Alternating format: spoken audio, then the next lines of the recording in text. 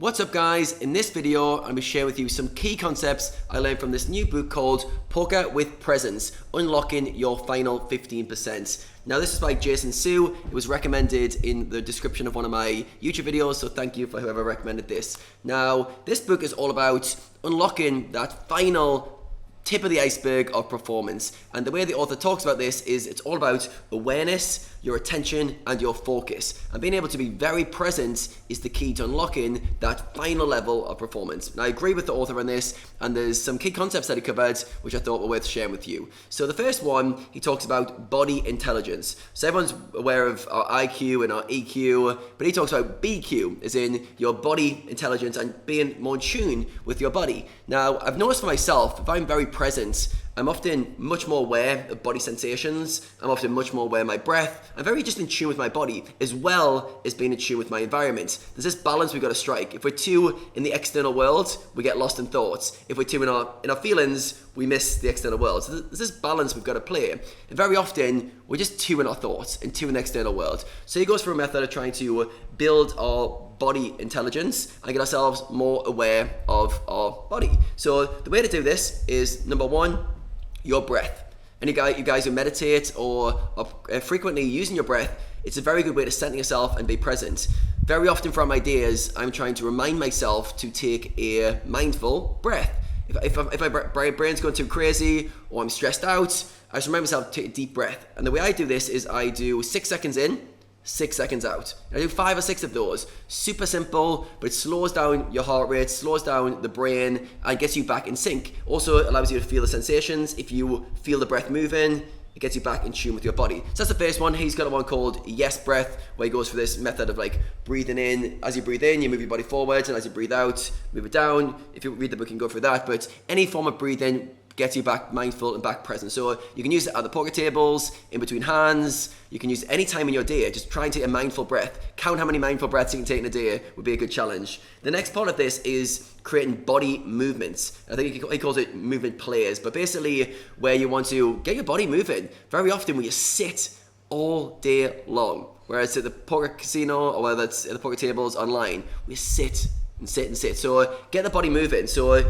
he tells you to basically do different movement patterns that you wouldn't usually do, weird stuff with your body. But I think just moving your body in general, just get blood flowing. So move your arms, move your legs, move your back, move your neck, move everything, and just get blood flowing. Whether you stand up, go for a little walk, but just get blood circulating to the point where you can feel almost like tingling sensations. So I often just start with my hands, and I just do it at my wrist, and then I'll start to move my shoulder around, then I'll start to move my neck to one side, then I'll start to arch my shoulders back, then I'll go my other hands, and I'll just move it around, then I'll stand up, and I'll stretch back, stretch up. Simple stuff, but it's getting movement going, getting blood flow going. This is really, really big for feeling in touch with your body. After you've done the breath work, like 4 or 5 breaths, and then you move your body, you should feel alive, revitalized. If you feel bored, lethargic, tired, or even stressed, those 2 things can really, really help get you centered. And the final one he recommends for body intelligence is noticing your body sensations.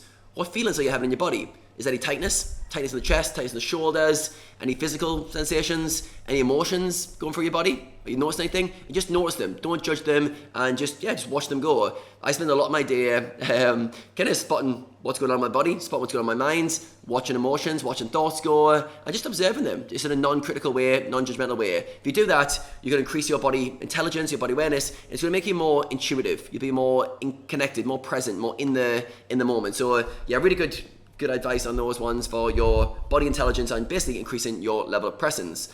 The second thing I got from the book was training your awareness. And he talks about a concept called the loop of awareness, which I've been using for a long time, but I've never referred to it as this concept, but I really like it. So he talks about basically having your awareness on the external. So pick on something specific, maybe like a pen.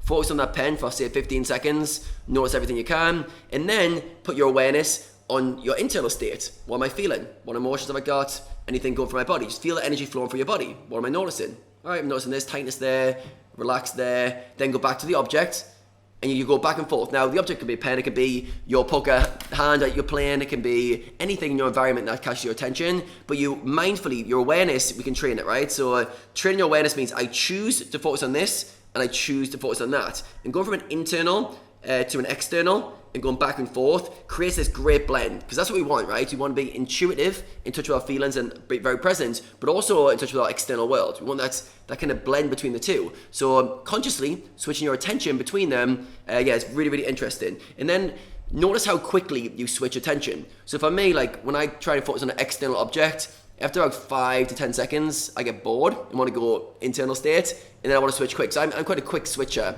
of attention. You may be quite a slower switcher, but pay attention to how quick you want to switch, and just notice it. Don't judge it. Just pay attention to it and try to consciously train your awareness to be where you want it to be.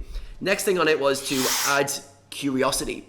This is a big one and very interesting. I've always told poker players to use curiosity as a cure for boredom. Also like entitlement and any form of tilt. Like if you're feeling curious, it often goes out the window. So if you're feeling any sort of tilt issues, or you're feeling like bored with what you're doing, being curious about what you're doing is like the cure. Now he talks about a really key concept which I've been trying out the last few days, and it really does work. So he said if you're trying to be curious about something, why don't you use the sound So no, like if someone says something, you're like, what was that? Interesting. So like I'll probably put it on the screen so you guys can see what I'm trying to say. But yeah, basically using that sound, it basically, I tried it myself, and it does get you to an energy to almost like flow up. You get a bit curious like in your body. So imagine you're on a river spot and your opponent's, you've just put a bluff through and you're waiting for your opponent to bluff, and normally like, come on, please fold, please fold, please fold. Instead of doing that, just go, like make the sound, all of a sudden you're a bit more curious, and curiosity is like, well, what's he got? Is he gonna call? Is he gonna fold? Wonder what hand he's got. And curiosity sparks attention, sparks energy, and gets you really, really engaged. So yeah, try using the sound, but if not, just get yourself thinking about how to be curious in everything you're doing. And then finally, it's about playing with your pace. So this is like basically understand like how quickly you think and your emotions flow when you're in a flow state or a peak state. So for myself, when I'm in a very good flow, my thoughts are fast, but not too fast. As you guys might notice from the way I speak in this video, I've got quite a fast brain, and my thoughts can go too fast. If I'm in an over-elevated state, the first thing that happens is my thoughts go 3,000 miles an hour, and I lose my intuition, I lose my presence, I lose my connection with my body and my feelings. So I've got to remind myself, that's too fast. That's too slow. Okay, where's the sweet spot? And understand like what is the sweet spot for you? And it's gonna be very unique to you. So pay attention to it. Like play around with it. So the way he does it, he tells you to speed up your thoughts so they're really fast, then slow down your thoughts so that they're really slow, and then play around with them. Then go, what's the optimal? When I'm feeling really connected, imagine a session of poker when you're playing your best poker. How fast are your thoughts going then? And then remember that, wire it in and go, okay, that's my optimal speed. Then if you notice going too fast or too slow, you know you're not in that sweet spot, trying to get you in that sweet spot. Like I said, for myself, I rarely go too slow unless my energy levels are off. I often go too fast. So if my thoughts are too fast, I will remind myself to go back to that center point. So really, really useful on training your awareness. And the final one he talked about, there's more than these concepts, the final concept I got was channeling your emotions. And he talks about giving your emotions attention. So often as poker players, we're very intellectual people, we're very logic driven, and we try to solve emotional problems with the brain, with our intellect, and it doesn't work. It creates way too many problems. I was done a video for my Winners Edge Club guys, our masterclass on turning your emotions into a game. And it's the same concept here, where he talks about basically, you've got to give your emotion attention. That's all you do. When emotion comes up, it's just energy expressing itself, and your only job is to not judge it, give it attention, give it room to breathe. Don't push it down, don't blow it up, don't get your brain involved and start thinking about it. Just give it room to breathe. And emotion's almost like an energy expressing itself. And if you just let it go, it's no problem. So get used to experiencing emotions. Often we just get scared of emotions. We get fearful. Oh, I don't like that feeling. Tighten up, close up. When we tighten up, we suppress the emotion. Or we'll blow up if we tilt or express anger. So get used to what emotions you're feeling and just notice them. Just feel them, just experience them and see where they go. Often when we do that, we start to control them, they just pass through and they go. Now, he talks about feeling the sensation of an emotion in your body, which I thought was very useful. So there's let's say 4 or 5 core emotions that we're going to experience at the poker tables. One is going to be fear. The second one is going to be anger.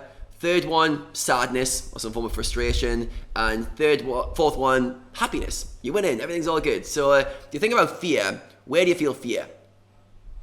You generally feel fear in your stomach, in the pit of your stomach. Could be butterflies, could be any sort of feeling, but things tighten up in the stomach when you're fearful. That's generally the reaction most people get. It does vary person to person, but notice it. So when you've got some in your stomach, that's generally fear coming up. Where does anger express itself? Pay attention next time you're angry, if you're not too angry. Generally, it's tightening around the back. It can be in the stomach as well, but often you tighten up a lot of the muscles in the back. If you notice your anger, you'll tense stuff. In the back's a place you can notice it. So pay attention to that. Just watch it, watching the sensations. Then you've got sadness. Where do you feel sadness? Frustration. Here, right? In the chest. Feels tight. Tightness. You hold on to something. It feels like the heart almost like, oh. So notice that. Just watch it. Once you watch it, it can release itself and go through it. But the main thing for this one is just to experience it. And then happiness. Where do you experience happiness? It's not really centralized, is it? Happiness is almost like an uplifting energy that goes through your whole body.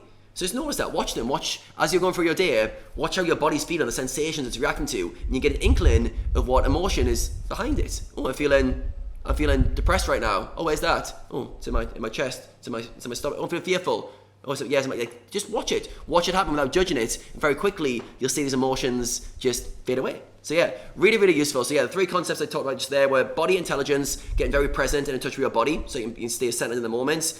Training your awareness, try going external and internal, out and in, and train yourself to focus on what you want to. You can use the pen as an example, or you can use the specific thing in your environment, and then channeling your emotions, watching where the sensations come up, and just playing that game of being the observer rather than getting caught up in them. So yeah, if you guys want to check it out further, I'll put the link to this book, Poker with Presence. It's a very short book by Jason Su, and yes, about an hour and a half. You guys can just blast through it. If you guys are interested in being more mindful during your days and more presence, this will really help you. So thanks for watching this, guys. If you want to know what level your poker mindset is right now, I've got a free quiz in the description. Just click on that. It will tell you what level your poker mindset is right now and what you can do to take it to the next level. Thanks for watching, guys. Plenty more coming from me very soon.